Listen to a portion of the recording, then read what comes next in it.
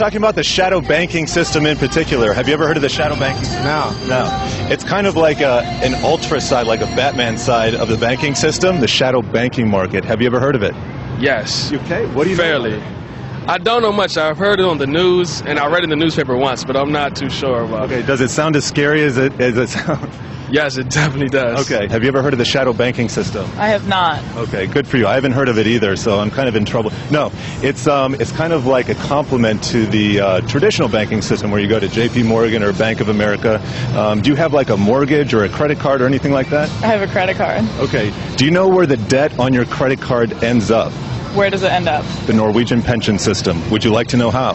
Tell me how. Here's how it would happen. First, you'd have all these pies, and then you'd sell the rights to these pies to other people, and those rights would become notes. Those notes would become tradable entities, and then J.P. Morgan would take those notes, they'd securitize them, they'd bunch them all together, they'd tranche them into various credit groups, and then they'd sell them off to different people. And you'd have a liquid market for your pie notes, and that would create the incentive for the Norwegian pension system to buy your pies. Okay. Do you have any hopes or aspirations for the shadow banking system other than its ultimate demise? Well, financial transparency is really what we need. Okay. And, you know, I think the Occupy movement was right when they were really advocating for that. Okay. And so the very name shadow is probably not about transparency. Would that be fair? I think that's a fair thing to say. Okay. That sound interesting? It does sound interesting. All right. But like you said earlier, it sounds like it's evil. Nicely done, Bob English. And that last fellow says he doesn't know much about shadow banking, but it sounds like it's evil. What should these people know about shadow banking, and why should they know it? Why is it important for them? Well, I think education in terms of the financial system we have is very important in the first place, but the shadow banking system makes up such a substantial part of our financial system in terms of all the assets. The stuff that you and I do in our everyday lives ends up in the balance sheets of all these other entities, and it's kind of ignored by most people, and even in the mainstream, a lot of the mainstream media, it's ignored. And this is through things like rehypothecation. Sure. And what are some other examples? Well, the shadow banking system is composed of the assets of, for instance, the mortgage, Fannie Mae, Freddie Mac, repos, you have corporate paper, and these things are all traded against each other by hedge funds and bank-like entities.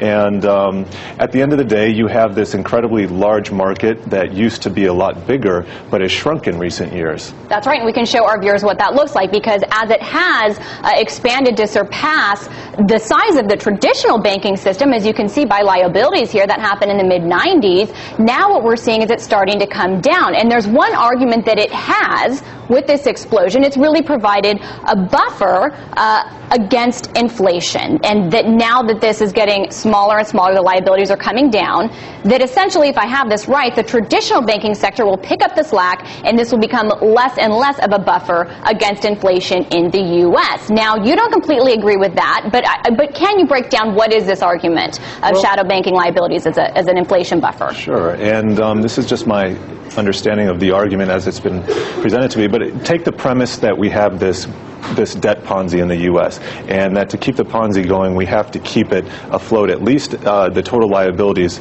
at a flat level. So as we had the shadow banking system climb, and now decline, something had to take over, and the traditional banking liabilities, which would be demand deposits of banks, has kind of taken over vis-a-vis the actions of the Fed and all its quantitative easing. So how does that make an inflation buffer, or less of an inflation buffer? Well, people can take their money out of their checking accounts and request cash for it. You have the asset or the liabilities of the shadow banking system, and they're kind of tied up in these financial assets that aren't necessarily liquid. But I think the key point here is that 2008 was a blueprint for what we could have in the future, and in 2008 we saw the Federal Reserve swapping out all of these shadow banking assets and liabilities for cash, and that was part of the QE program. Now it wasn't as big as what could happen in the future, but it's definitely a blueprint. So I think in the future we need to look at the total liabilities as though they're going to be swapped out as cash, or they already are cash. Because you're saying in a crisis, essentially these shadow banking liabilities, which are seen to be tied up, so they're not taken out by people to go buy things and drive up prices, that essentially in a crisis those would be converted to cash. Right, vis-a-vis the central banks. So Are these a liability? Really, should we be looking at them as a liability of the central banks and not of the shadow banking system? We might as well make that assumption now. All right, so then let's follow this through, because this gets back to the kind of core debate that's been going on post-2008, which is the inflation versus deflation debate. How do shadow banking liabilities factor in? Okay.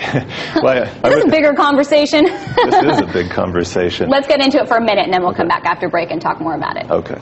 So, but let's hear a little bit. Okay, so the shadow banking system, you have the potential for all these assets to be swapped into cash, and a lot of the deflationists will look at the at all the cash in the system already in terms of the monetary base and how it hasn't been converted into price inflation yet. But I think the critical point is we haven't reached what I was talking about earlier, that psychological moment when you have a crisis in the currency and a crisis of confidence in the currency. And in as much as that has yet to be seen here, or even in Japan after 20 years, we can't necessarily say that it will never happen. Something you have to factor in, one of those fat tails, perhaps.